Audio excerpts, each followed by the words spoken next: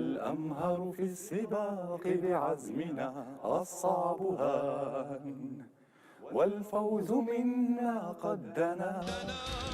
بالإصرار حققنا المنى،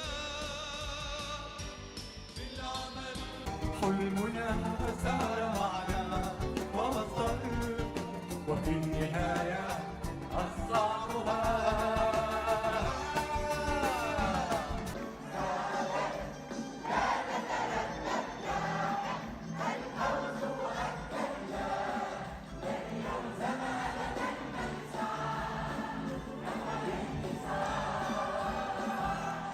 بتبدأ الحكاية في سنة 1985 لما بيشترك 2 مستثمرين وهم فايز الصباغ وماهر الحاج في إنشاء مركز الزهرة لدبلجة الكرتون والأنمي في سوريا، وبيبيعوا إصداراتهم للقنوات العربية اللي بتحقق نجاح كبير جدا لجودة المحتوى وجودة الدبلجة. إني كنت الأقدر بين ثلاثتنا، ولكي أثبت ما أقول لدي مفاجأة. وهنا بتبدأ تنمو في دماغهم فكرة هتبقى بداية أكتر قناة أسطورية في التاريخ. ليه ما بنعملش قناة للكرتون؟ للأسف في مشكلة، إن شراء تردد وبث قناة غالي جدا، وفي التسعينات التلفزيون كان مقتصر على قنوات محلية لحد ما بتجيلهم فكرة أذكى شوية، وهي ليه أشتري قناة لما ممكن أجر عدد ساعات بث؟ وبالفعل بيأجروا 7 ساعات يوميا في قناة البحرين. وبعد ما نجحت القناة في 2002 انفصلت علشان تبث بشكل منفرد أفضل وأعظم قناة في التاريخ.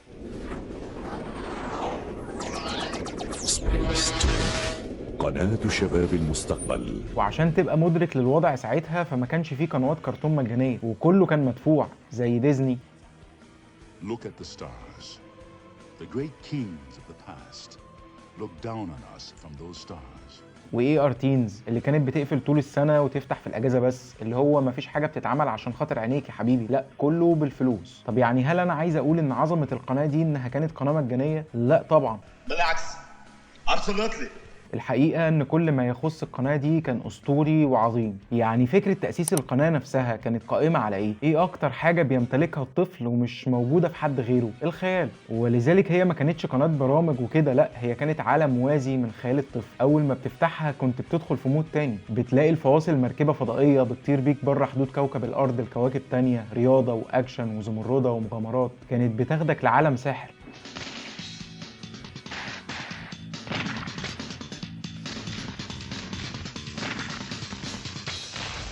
الأصوات مثلا مبدئيا كده كان بيشترط في مؤدي صوت الدبلجة إنه ممنوع منعا باتا ظهور أي شيء من لهجتك أو لهجة بلدك، لازم تكون القناة لكل الأطفال في الوطن العربي. سأعد لك الآن طبق فيجيتا الخاص. وهل تعرف كيف تكسر البيض؟ لا تسألي. ولازم المغني صوته يكون حلو، مش أي حد يجي يغني كده وخلاص. حلمنا نهار، نهارنا أمل، نملك الخيال وخيارنا الأمل. وأشعار الأغاني لازم تتكتب بطريقة تعجب الطفل وفي نفس الوقت ترفع مستواه الشعري وتنمي إبداعه. عبرتي ظلت الذكرى، نسيت الحزن شوقا للغد الأفضل. وجودة صوت المغني كانت أحلى من نجوم الغناء في الوطن العربي زي رشا رزق وطارق العربي.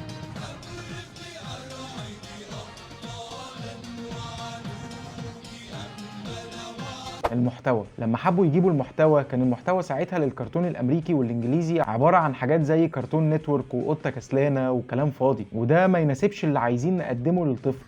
هذا المكون السري في صلصة الراجو هو احنا هنجيب الانمي الياباني لانه بيجمع بين القصه القويه والافكار الذكيه، بس هيبقى عندنا مشكله في المشاهد الخارجه هنشيلها. طب والملابس الغير مناسبه هنعيد رسم وتعديل لبس الشخصيات. معقول ده اللي حصل فعلا في شخصيات اتعاد رسمهم وتعديلهم لان لبسهم كان مش تمام، ولو لسه بتتفرج على انمي على النت هتكون عارف الكلام ده كويس. طب والافكار الغير مناسبه هنعدل. يعني مثلا في انمي كونان كان لازم الفاعل في الاخر يحكي القصه ويندم، لكن في الحقيقه ان كان اغلبهم في الانمي الاصلي ما بيعملش كده وبيشرح ليه انتقم، لكن القناه كانت بتعدل ده عشان ما تديش اي افكار عنيفه للاطفال. الفواصل، حتى فواصل القناه كانت لازم تبقى مفيده علميا.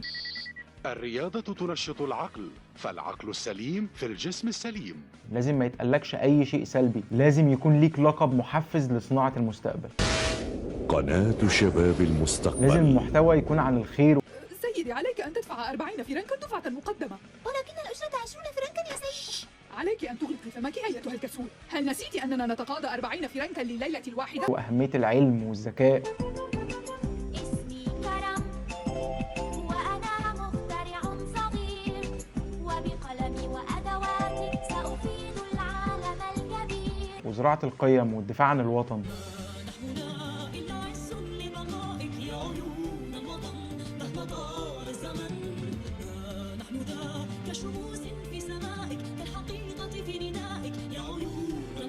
معقول كل ده عشان الأطفال؟ الطفل اللي محدش مهتم يسمع رأيه، اللي باباه ومامته بيسيبوه يلعب في الأوضة عشان ما يصدعهمش، اللي أخوه الكبير بيديله دراع البلاي ستيشن المفصول عشان ما يصدعش دماغه، كل ده عشان يطلع منتج بالجودة العالية دي الأطفال ما كملتش حتى ال10 سنين. في الحقيقة أيوه، سبيستون قامت بدور الأخ الأكبر اللي بيحبك وعايز يقدم لك أفضل شيء ممكن، ومش شايفك صغير، لا ده شايفك حاجة كبيرة، وكان بيزرع جواك من صغرك إنك شباب المستقبل. الحاضر كده كده ملكك، لكن المستقبل ليك. لازم محدش يتدخل ويفسد عقلك بأي فكرة. أنت تقدر تغير العالم، ولازم تجمع اكبر قدر ممكن من المعرفة، والعلم هو اهم شيء. لازم الاصوات اللي تسمعها تبقى زي صوت رشا رزق.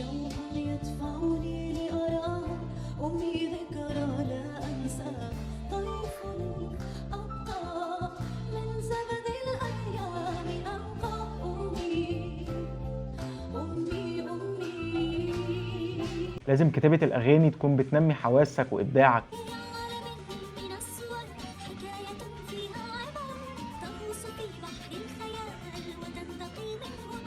لازم كل يوم اقول لك انت مهم وانت اللي هتصنع المستقبل. سبيستون كانت الاخ الامين على مستقبل وعقل اخوه الصغير لجيل كامل. العلاقه بين القناه دي ومواليد التسعينات واوائل الالفينات لا يمكن وصفها بالكلمات، لان ببساطه سبيستون ما كانتش مجرد قناه، كانت قناه اسطوريه.